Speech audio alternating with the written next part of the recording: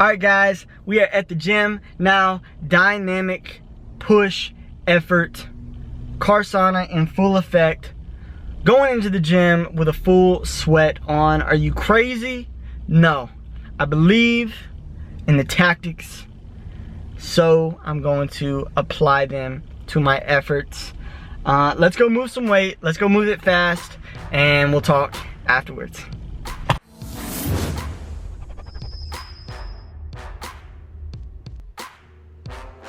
Alright guys, dynamic effort bench. Probably one of my funnest days in the gym, actually. I love being explosive and powerful, and on the dynamic effort days, that's exactly what I get to do. These clips look sped up. They are not. This is 95 pounds, so I should be moving it that fast and explosive. The bands are about 50 pounds of tension each. So at the top end, this is about 195 pounds. After my dynamic effort bench press with bands, which I did 10 sets of 3, I moved into flat dumbbell bench. But I did it essentially with a close grip. I really wanted to overload my triceps. Not only this workout, but every workout moving forward. I think triceps have everything to do with pressing. And with that being said, I really want to build my bench press up, and I think building my triceps is going to help that tremendously. So with that being said, you can see I'm keeping my elbows tucked nice and close to my body and keeping a neutral grip on the dumbbells. I did sets of 8. You are seeing 95-pound dumbbells here, and they felt pretty good. Every set I felt pretty strong, and I just felt really good. That's the funnest part of doing them, is allowing them to shoot yourself up, to go re-rack them. Anyways, this is my final set. This is 100-pound dumbbells. I know, I'm just strong like that. I was going to stop at 95, but I knew I had another set in me, and I wanted to go up to the 100s. So that's what I did. And you'll be able to see on my 7th and 8th rep here, I definitely had to drive all the way through the rep and lock out those little baby Tyrannosaurus Rexes. What? I don't know. They're a bit of a grinder, but so good. So good. There I am, just checking myself out in this new camera. I hope you guys are enjoying it thus far. I'm enjoying the quality. It's pretty fun. This is the hammer strength press, which I really, really enjoy. As you guys know, I'm going to be doing this machine, I guess you can call it, a lot more. I've got 2 plates on each side. That is 90 pounds. And I did sets of 12 supersetted with an overhead extension with a 45-pound plate for, I believe, a set of 10 or maybe 12. This camera was literally right in my face, so classic Hunter. Had to smile. Had to cheese in there for you guys, because that's just kind of what I do. After that, I moved into overhead cable extensions, which felt good. Like I said, I'm really going to be hammering my triceps more and more as I am building my bench press. I supersetted the overhead cable extension with dips. Supersetted that with close grip bench. Close grip push-ups. This is on the dip machine or dip bars, so it's more of a tri-set than a superset. So it was the overheads to the dips to the push-ups, repeat. I did 3 sets of that. Finished off with rope press downs, flicking my wrist at the bottom to get that little bitty tricep to pop out and smile. Little bitty knot in my arm. Supersetted the tricep rope press downs with some face pulls. And that was the workout. For this superset, I did 3 sets of 10 to 12, I believe. Don't quite remember, but that was the workout, and felt really good. Now I'm about to tell you why I do not do overhead presses anymore. In short, if you don't want to watch me for another 10 minutes, spoiler alert, I do not do overhead presses anymore because I think it is taken away from my bench press training. Alright guys, I'll see you right now. Back from the gym, and the workout went well, as you just saw. Instead of doing like 16 sets of 3 on the bench, I think I did 10. I think I recorded 4. So taking the volume down a little bit there and adding it into other areas. You know, when I do my dynamic squat, I will do 12 sets of 2, 24 reps. A typical hypertrophy rep range would be, let's say, 8 reps, 3 sets of 8. That's pretty typical. That equals 24. So if you follow Prilipin's chart, which is essentially a chart built around percentages and optimal rep ranges, with the percentage that I'm using, it falls within the optimal range. Anyways, I took my 16 by 3 dynamic bench, which is 48 reps, which is a lot of dynamic bench, took it down to 30 reps. So 10 sets of 3 instead of 16 sets of 3. And I also lowered the weight, whereas you guys have seen me, I think my last dynamic day was, I swear there's a siren in every one of my videos from my apartment. And I always make a joke about it. Not today. Shoot, what was I just saying? Gonna phone a friend? Oh, the weight. Oh my gosh. So I've lowered the weight from 115 back to 95, and the reason I did that is because it was more within a dynamic percentage, a percentage that I could still be moving the bar fast, because that's my ultimate goal on dynamic days, is bar speed. You know, the bar speed shouldn't slow at any time on any set or any rep. That's the whole point of the dynamic training, is everything is fast. Everything is training my body to be more explosive and have more power. Anyways, if you want more information on this, I highly recommend you check out, I'll show you, this PowerCast. PowerCast 96 with Matt winning.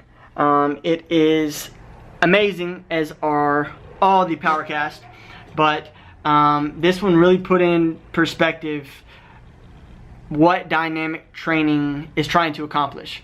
And I think if you don't know why you're doing something, then it doesn't matter if you know how to do it. I think you need to understand both. It's not enough to know how to, grill chicken. You need to know why protein is important for muscle building or strength gaining or just overall health. So don't settle for just knowing how to do something. Really try to understand why it's important. So anyways, watch this PowerCast, and it was phenomenal. And it really made me reconsider not only my dynamic training, but also my overhead pressing. So as you guys know, I was doing overhead pressing for a short period of time, opening with overhead pressing on my dynamic bench days. Now that's out. I've thrown it out because Matt Winning said that he doesn't necessarily do overhead pressing because you get so much front delt work. Now, I'm not talking side delts or rear delts, but your front delts. Can I get them to pop out right there? That muscle right there gets so much work when you're pressing. Doesn't matter if it's overhead, it does not matter if it's overhead. If you are pressing at all, your front delt is engaged and working. So, I will go as far as saying shoulders are indirectly and sometimes directly worked in every single exercise that you do. Whether it be bicep curls. I mean, if you just curl your arm, if there's a dumbbell in front of your body, you can see right there, your front delt. For example, if you're sitting at home, curl your arm like you would a bicep curl. And you can feel your front delt flex. And that's for biceps. If you're doing triceps, when you have that weight in front of you, your front delt is locked in place, essentially flexing, if you will. When you're bench pressing, obviously, the top end of the bench press is all triceps and front delt.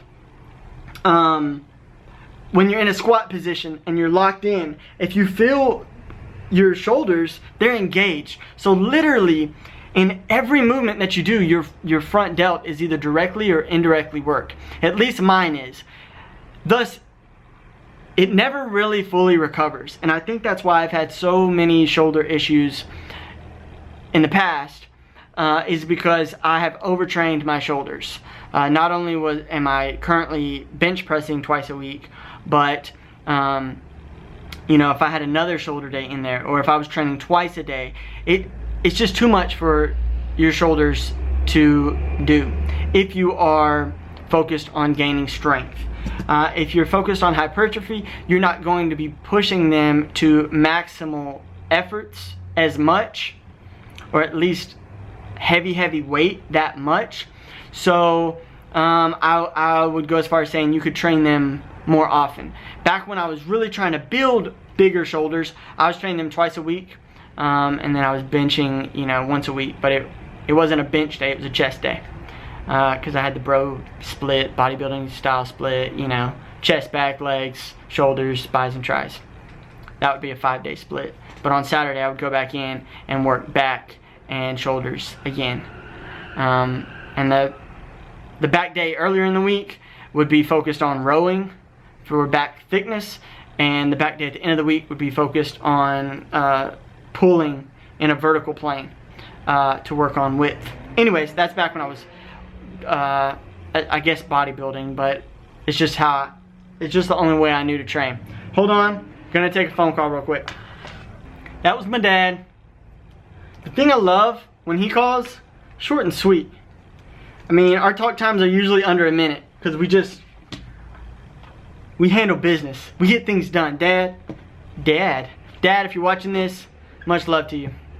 You'll probably see this in like a week or two. Anyways, we're 8 minutes in. Thanks for hanging in there with me, because I think this is important information, and I think that not only do I want to fill you in on why I'm not doing overhead pressing anymore, but also if you are having shoulder issues, why you maybe should, if your goal is strength and powerlifting and the big three, which I know I talk about the big five, but if you're focused on the big three, squat, bench, deadlift, why overhead pressing may not be something that you need to focus on.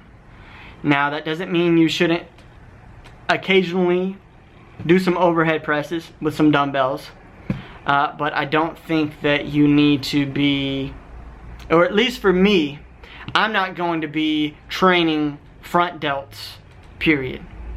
And the reason I'm not, and the reason Matt Winning doesn't, who he can bench over 600 raw, is because it takes away from his bench press training.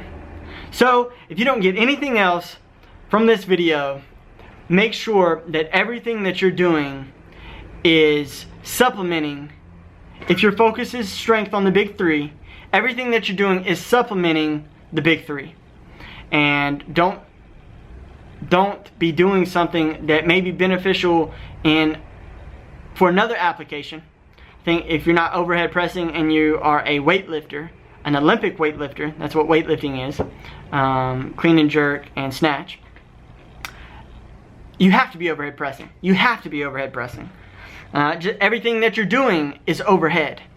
But if you look at powerlifting, squat, bench, deadlift, nothing that you're doing is overhead. You're never pressing overhead, right?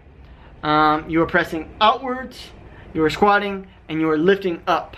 But nothing that you do requires you to press overhead. So I think as long as you have, you're keeping your rotator cuffs healthy, you know, doing external, internal rotations, face pulls, as long as you're keeping your shoulders healthy, that is going to be enough to build your bench. I think directly working on an overhead press or directly,